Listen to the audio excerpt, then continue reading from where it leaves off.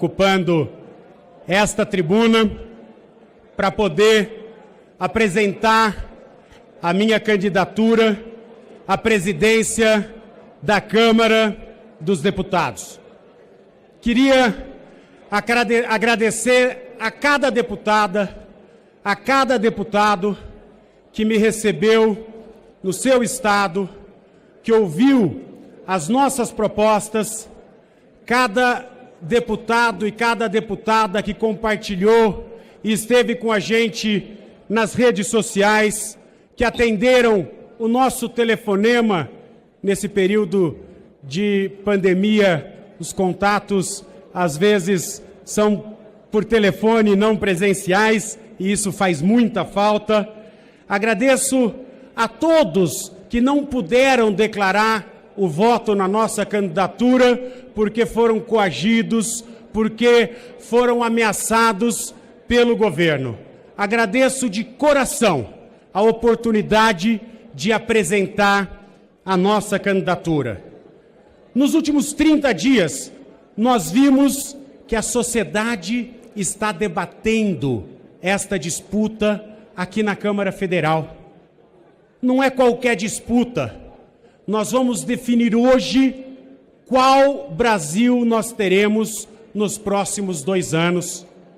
Agradeço as manifestações de artistas, de pessoas da sociedade que se envolveram, que estão preocupados com o nosso país e manifestaram não o seu apoio à minha pessoa, mas à causa que nós representamos. Por que a Câmara Independente ela assusta tanto? Nós unimos partidos que são diferentes, que têm ideologias diferentes, partidos que pensam a economia, que pensam a sociedade de forma diferente, mas a diferença nos fortaleceu. Por quê? Nós não podemos abrir mão da defesa da nossa democracia.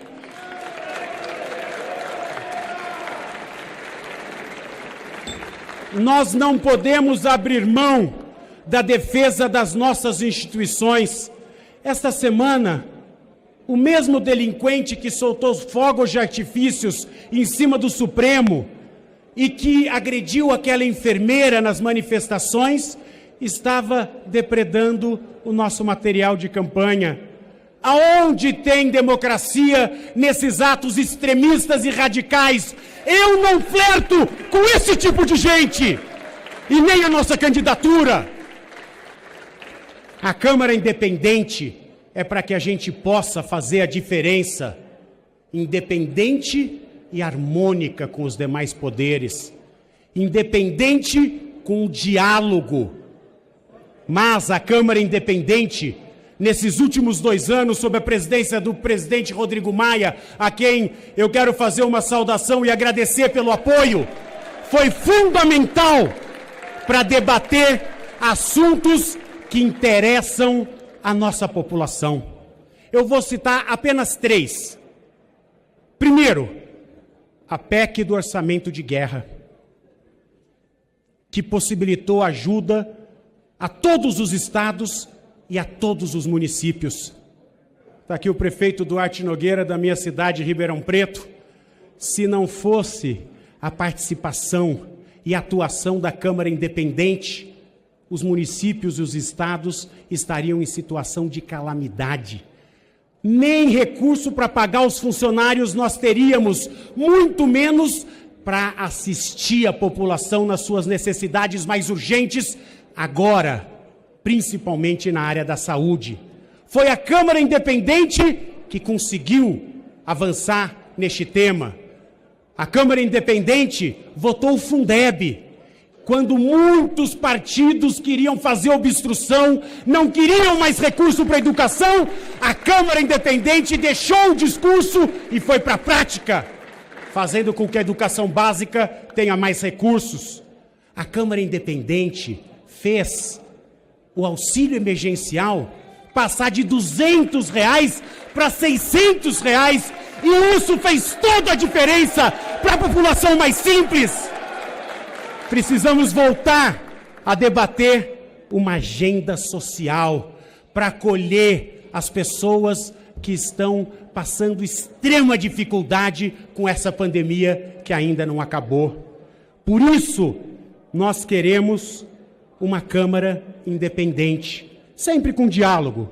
Aqui é a casa do povo. É a casa do povo. É a casa dos iguais. Fala-se muito em dar voz aos deputados. Mas quando nós temos o orçamento não é dividido de forma igual. E aí você tem deputado de primeira, de segunda e de terceira categoria. O Estadão publicou uma matéria essa semana onde detalha que o relator do orçamento colocou para sua base 160 milhões de reais para uma cidade. Um outro líder enviou 80 milhões de reais para atender a sua base. Outro, 78 milhões. Mais um, 50 milhões. Enquanto os parlamentares lutam para buscar recursos para a paz, para santas casas, para o desenvolvimento dos seus municípios, com o pires na mão. Nós queremos um parlamento igual. Por que não votamos o PLN 4?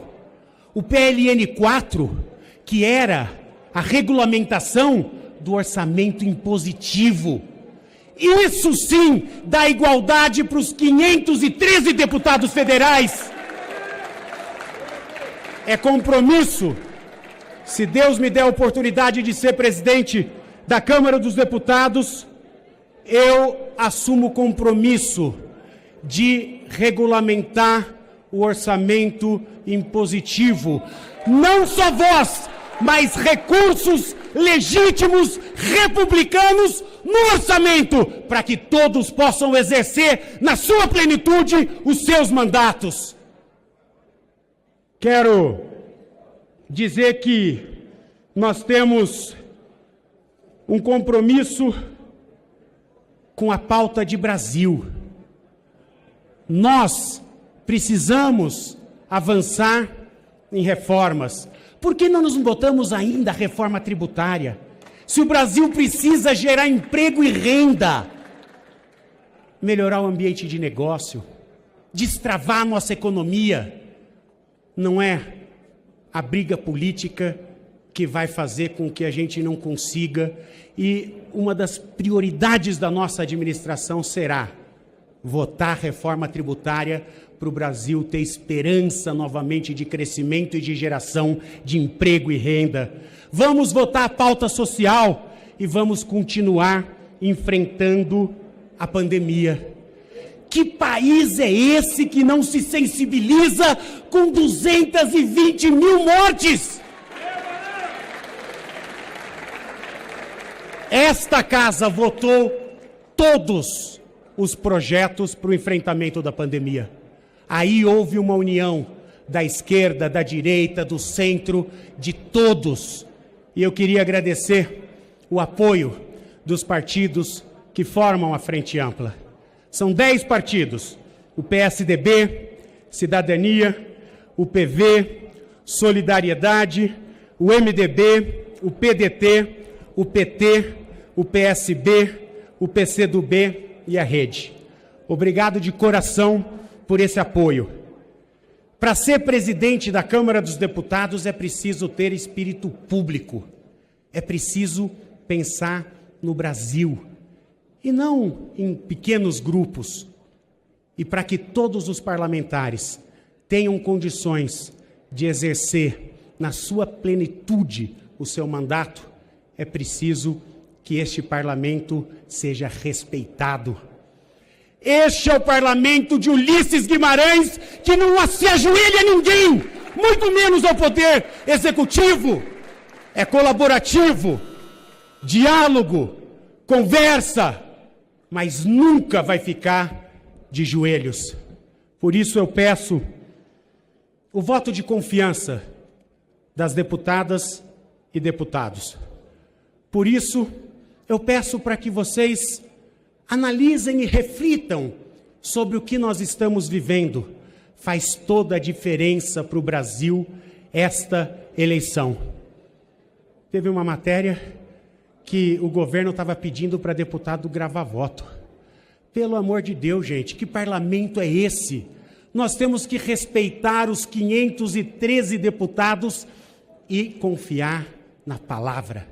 Graças a Deus, eu sempre honrei a minha palavra na minha vida pública e peço para que todos possam refletir.